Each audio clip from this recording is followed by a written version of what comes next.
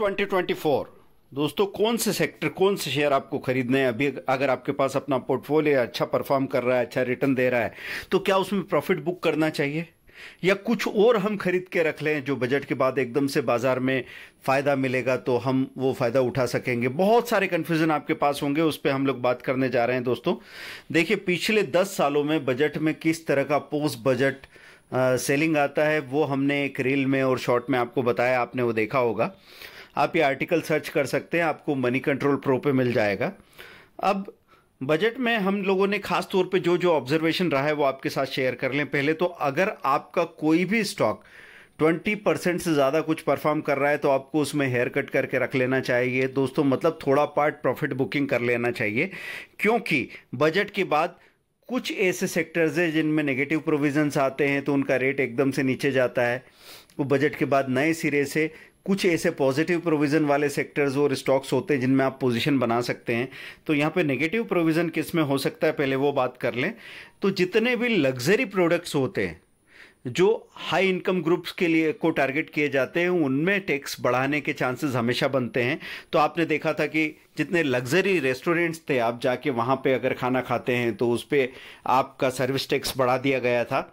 और QSR जो होते हैं, क्विक सर्विस रेस्टोरेंट, जिनको मिडिल क्लास या लोअर मिडिल क्लास यूज़ करते हैं, उनको थोड़ा ठीक ठाक बनाए रखने की कोशिश की जाती है। टोबैको पे हमेशा से टैक्सेस बढ़ाए जाते हैं।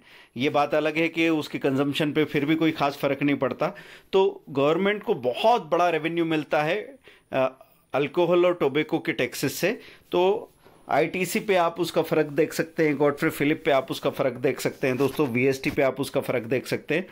फिर कंज्यूमर ड्यूरेबल्स, अगर बहुत महंगे महंगे जो कंज्यूमर ड्यूरेबल चीज़ें होती है, उन ड्यूरेबल्स पे भी बहुत टैक्सेस बढ़ाने के चांसेस बन सकते हैं। जैसे महंगे महंगे टीवी है, AC, फ्रिज वगैरह जो बहुत ज़्यादा कीमत वाले हैं, उन पे नेगेटिव प्रोविज़न बनने के चांसेस बन सकते हैं। अगर हम बात करें पॉजिटिव किस चीज़ में चीज़ें हो सकती है, तो डिफेंस को देख सकते हैं। गवर्नमेंट हमेशा ही अपने डिफेंस को बहुत पावरफुल करना चाहेगी, और जिस तरह की गवर्नमेंट अभी चल रही है तो वहाँ पे हम लोग अपने डिफेंस को काफ़ी फोकस कर रहे हैं। इसीलिए आपने पीछे भारत डायनेमिक्स में और हिंदुस्तान एरोनॉटिक्स BEL वगैरह में अच्छी खासी रैली देखी है। एग्रीकल्चर और फर्टिलाइज़र को हमेशा ही गवर्नमेंट सपोर्ट करेगी। तो हम देखते हैं कि हमेशा ही बजट में इस तरह के सेक्टर्स को बहुत पॉजिटिविटी मिलती है। हाँ, कभी कभी ये हो सकता है कि लोअर देन एक्सपेक्टेशन, कि अगर एग्रीकल्चर सेक्टर को कोई बूस्ट की एक्सपेक्टेशन है और उतना बूस्ट नहीं मिला, नेगेटिवली रिएक्ट भी कर सकता है। दोस्तों, बजट के दिन ध्यान रखना है इस बात का कि हर एक शब्द के साथ यहाँ पे उतार चढ़ाव होते हैं। उस दिन आपको जो खबरों का सेंसेशन है वो पता लगेगा, कितना सेंसलेस होके मार्केट रिएक्ट कर सकता है वो भी आपको देखने को मिलेगा। तो जब तक बजट चल रहा है तब तक आपको प्राइस ओरिएंटेड जो भी मूवमेंट आता है उसमें कोई बड़ी पोजीशन तो बनानी नहीं है। आपको बस उस तमाशे को दूर से देखना है और समझने की कोशिश करना है। बजट के पहले अगर पोजीशन बनाना चाहते हैं तो रिन्यूएबल एनर्जी एक ऐसी चीज़ है जिस पे पूरी दुनिया ध्यान दे रही है, तो वहाँ पे चांसेस बनते हैं दोस्तों। जैसे कि API ग्रीन जैसा शेयर अगर आप खरीदते हैं तो बहुत ज़्यादा अच्छी बात होगी। हाँ, फिर आप पावर सेक्टर में और इंफ्रास्ट्रक्चर सेक्टर में चांसेस बनते हैं। तो पावर सेक्टर में REC और PFC, अगर इनमें कहीं भी कोई डिप देखने को मिलता है तो आप उसको बराबर खरीद सकते हैं, क्योंकि हम आपके साथ एक लिस्ट भी शेयर करने जा रहे हैं। अगर आप कमेंट करते हैं तो आपके जितने ज़्यादा कमेंट्स आएंगे उसके अगेंस्ट हम आपको 2024 के लिए सबसे पावरफुल फंडामेंटल बहुत स्ट्रॉन्ग स्टॉक्स की लिस्ट आपके साथ शेयर करने वाले हैं दोस्तों, ताकि आप बजट के बाद में जिन चीज़ों में पोजीशन बनानी चाहिए, वो ऐसा होता है कई बार कि आप बनाना तो चाहते हैं पोजीशन, पैसा भी आपके पास है, हिम्मत भी आपके पास है, लेकिन क्लैरिटी नहीं है, इसलिए कदम ही नहीं उठा पाए। तो हम अपनी स्टडी आपके साथ शेयर करने को राजी है। देखिए, हम एडवाइस देने में तो यकीन रखते नहीं है, लेकिन हाँ, सीखने में, अपनी स्टडी शेयर करने में हम यकीन कर सकते हैं।